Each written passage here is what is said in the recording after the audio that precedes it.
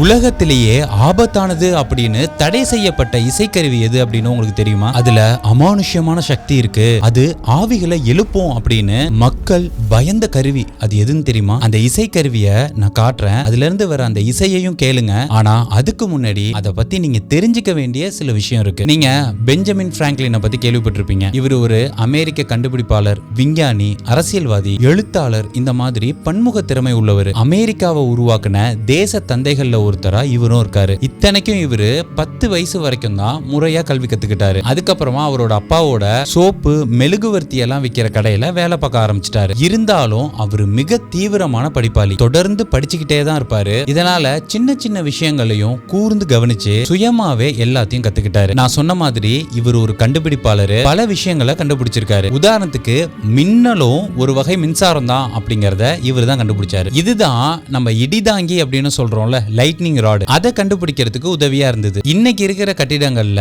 இடி தாக்குதல்ல இருந்து பாதுகாத்துக்கிறதுக்கு இதுதான் உதவுது. இதே மாதிரி bifocal glass, Franklin stove, odometer, இந்த மாதிரி பல கண்டுபிடிப்புகளை நிகழ்த்தியிருக்காரு. இது மட்டும் இல்ல, 1736ல அமெரிக்காவில முதல்ல தன்னார்வ தீயணைப்பு துறையை உருவாக்குனதும் இவர் தான். இவர் ஒரு சிறந்த செஸ் பிளேயர், சிறந்த கல்வியாளர், ஏன் சிறந்த விவசாயின்னு கூட சொல்லலாம். ஏன்னா அந்த அளவுக்கு விவசாய முறைகளை மேம்படுத்துறதுலயும் புதுவிதமான பயிர்களை அறிமுகப்படுத்துறதுலயும் ரொம்பவே ஆர்வம் காட்டினார். இந்த மாதிரி இன்னும் நிறைய இவரை பத்தி சொல்லிக்கிட்டே போலாம். இவ்வளவு பெருமைக்குரிய மனுஷனான இவர் கண்டுபிடிச்சதுலயே ரொம்ப கலைநயமிக்க ஒரு கண்டுபிடிப்பு கிளாஸ் ஹார்மோனிகா அப்படிங்கிற ஒரு இசைக்கருவி தான். நான் ஆரம்பத்துல பேசினதும் இந்த இசைக்கருவியை பத்தி தான். 1761ல பெஞ்சமின் பிராங்க்லின் லண்டன்ல இருந்தப்ப ஒரு நிகழ்ச்சியில கலந்துகிட்டாரு. அந்த நிகழ்ச்சியில ஈரமான விரலால ஒரு ஒயின் கிளாஸோட விளிம்புகளை தேய்ச்சி அதுல இருந்து இசை வர வைக்கிறத பார்த்து ஆச்சரியப்பட்டாரு. அதை ஒரு முழுமையான இசைக்கருவியா மாத்தணும் அப்படின்னு அவர் நினைச்சாரு. இதுக்காக அவர் என்ன பண்ணாருன்னா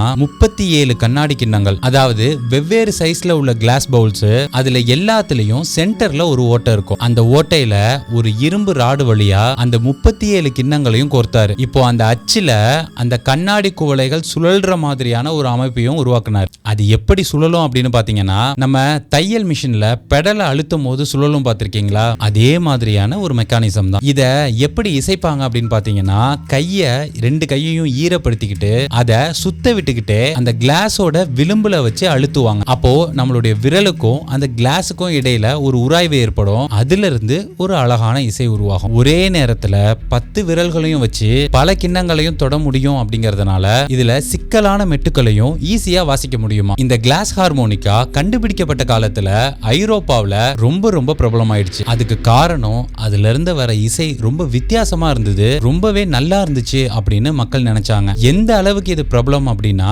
மொசார்ட், பீத்தோவன், இந்த மாதிரியான பெரிய புகழ்பெற்ற இசையமைப்பாளர்களே இந்த கருவிக்குன்னு பிரத்யேகமா இசையமைச்சிருந்தாங்க. ஆனா காலப்போக்குல இதை வச்சு நிறைய வதந்தி பரவ ஆரம்பிச்சது. இந்த இசையை கேட்கிறவங்க மன ரீதியா பாதிக்கப்படுறதாகவும், மன உளைச்சலுக்கு ஆளாகிறதாகவும், அது மட்டும் இல்லாம இது பல நோய்களை ஏற்படுத்துறதாகவும் அந்த காலகட்டத்துல ஆதாரம் இல்லாத வதந்திகள் நிறைய பரவுச்சு. நிறைய பேர் தங்களுக்கு தலைவலி, தலைச்சுற்றல், குழப்பம், நரம்பு கோளாறுகள், தசை இறுக்கம், இந்த மாதிரியான அறிகுறிகள்லாம் அனுபவிக்கிறதா புகார் அளிச்சாங்க. இதுக்கெல்லாம் மேல உச்சகட்டமா ஜெர்மனில ஒரு கிளாஸ் ஹார்மோனிகா நிகழ்ச்சியின் போது ஒரு குழந்தை இறந்து போனதா தகவல் பரவுச்சு. இதுக்கப்புறமா இந்த இசைக்கருவியை வாசிக்க பல இடங்கள்ல தடை செய்ய ஆரம்பிச்சாங்க. இதே சூழ்நிலையில இந்த இசைக்கருவியில இருந்து வர ஹை ஃப்ரீக்வன்சி சவுண்டு ஆவிகளை அழைக்கிறதாகவும் மந்திர சக்தியை கொண்டிருக்கிறதாகவும் பரவலா நம்ப ஆரம்பிச்சாங்க. இந்த இசைக்கருவியை ஏன் தடை செஞ்சாங்க அப்படிங்கிறதுக்கு இன்னொரு காரணமும் சொல்லப்படுது. அது என்னன்னா, அந்த காலகட்டங்கள்ல கண்ணாடி கிண்ணங்கள்ல 40% ஈயத்தை சேர்த்து தான் உருவாக்குனாங்களாம். அப்படி இருக்கிறதால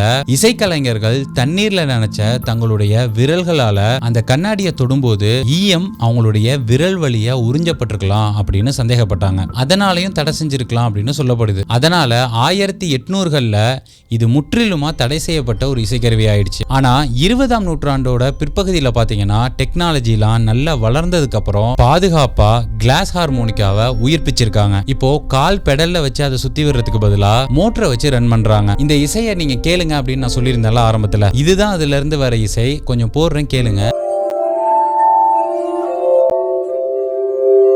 ரொம்ப ஷார்ட்டாகவே நிப்பாட்டிட்டேன், ஏன்னா காப்பிரைட் இஷ்யூ வரும். வேணுங்கிறவங்க சர்ச் பண்ணி யூடியூப்ல பார்த்தீங்கனாலே இந்த இசை இருக்கு. இந்த வீடியோ உங்களுக்கு பிடிச்சிருந்தா லைக் பண்ணுங்க, உபயோகமாக இருந்துச்சுன்னா மற்றவங்களுக்கும் ஷேர் பண்ணுங்க. மேலும் இது போன்ற வீடியோக்களுக்கு தமிழ் குரு சேனலை சப்ஸ்கிரைப் பண்ணிக்கங்க. மறுபடியும் இன்னொரு வீடியோவில் சந்திக்கிறேன். நன்றி, வணக்கம்.